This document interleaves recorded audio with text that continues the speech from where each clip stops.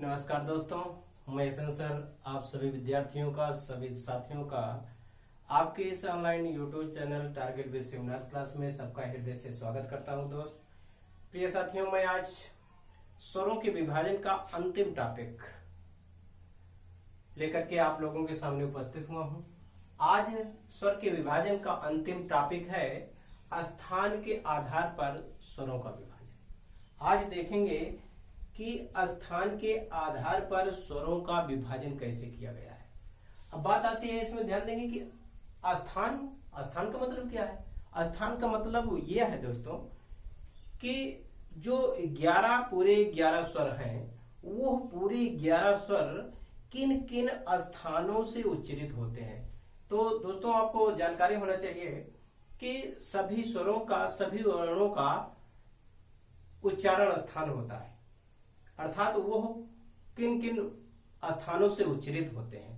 तो जो वर्ण जिस स्थान से उच्चारित होते हैं उन्हें उनका उच्चारण स्थान कहलाता है। तो उन उच्चारण स्थान के आधार पर भी स्वरों का विभाजन किया गया है। तो आज हम देखेंगे कि कौन सा स्वर किस उच्चारण स्थान से उच्चारित हुआ है।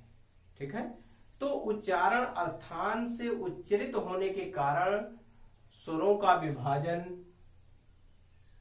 उच्चारण स्थान के आधार पर भी किया गया है। तो आइए हम देखते हैं। तो सबसे पहला है कंठ। कौन सा कंठ स्वर है। कुछ स्वर ऐसे हैं जिनके उच्चारण में कंठ की भूमिका है, तो ऐसे स्वरों को कंठ स्वर कहते हैं। इसके अंतर्गत ह्रस्व आ आएगा दोस्तों और आह आएगा। ठीक है, आह जब कहते हैं तब भी कंठ का उच्चारण, कंठ से ही इसका उच्चारण हो रहा है, और आ का भी उच्चारण किससे हो रहा है, कंठ से। इसलिए आ और आह इनको कैसा स्वर कहा गया है, कंठ स्वर कहा गया है।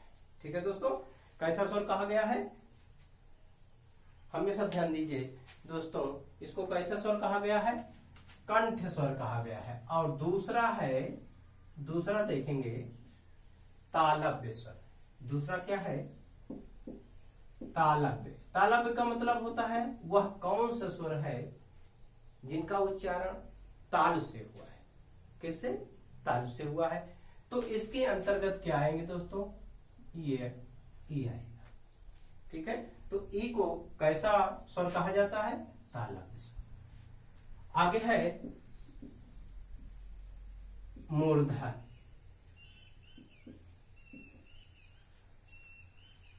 ठीक है दोस्तों, आगे क्या है, मूर्धन।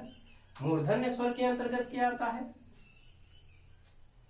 यानी कि ऐसा स्वर जिसका उच्चारण मूर्धा से हुआ है, इसके अंतर्गत आता है री।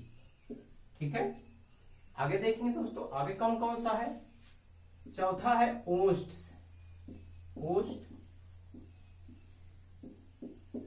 वह कौन सा स्वर है जिनका उच्चारण ओष्ठ से हुआ है।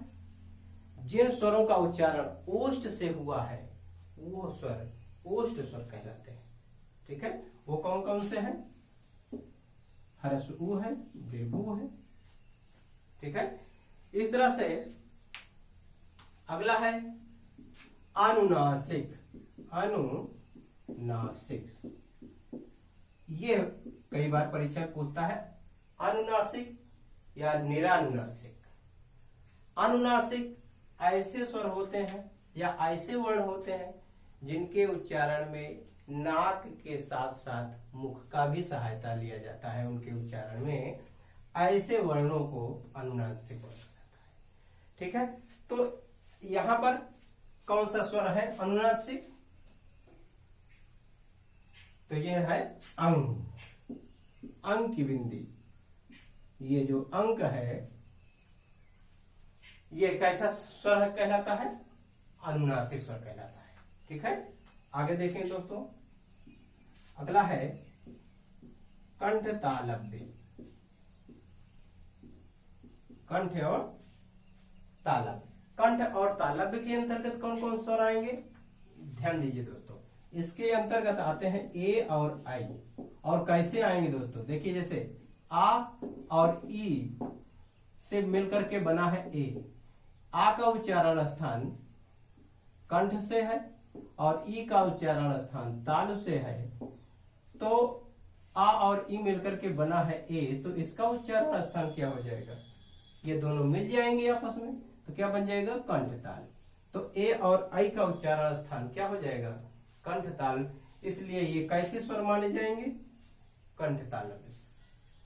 ठीक है दोस्तों, लास्ट है 7वां कंठोष्ठ। कंठोष्ठ वर्ण कौन कौन से हैं? इसके अंतर्गत आते हैं ओ और औ।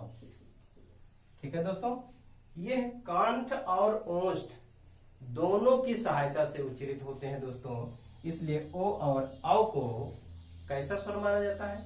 कंठोष्ठ। तो इस प्रकार से दोस्तों ये उच्चारण स्थान के आधार पर स्वर का विभाजन था। हमें आशा है कि आप लोगों को ये समझ में आया होगा।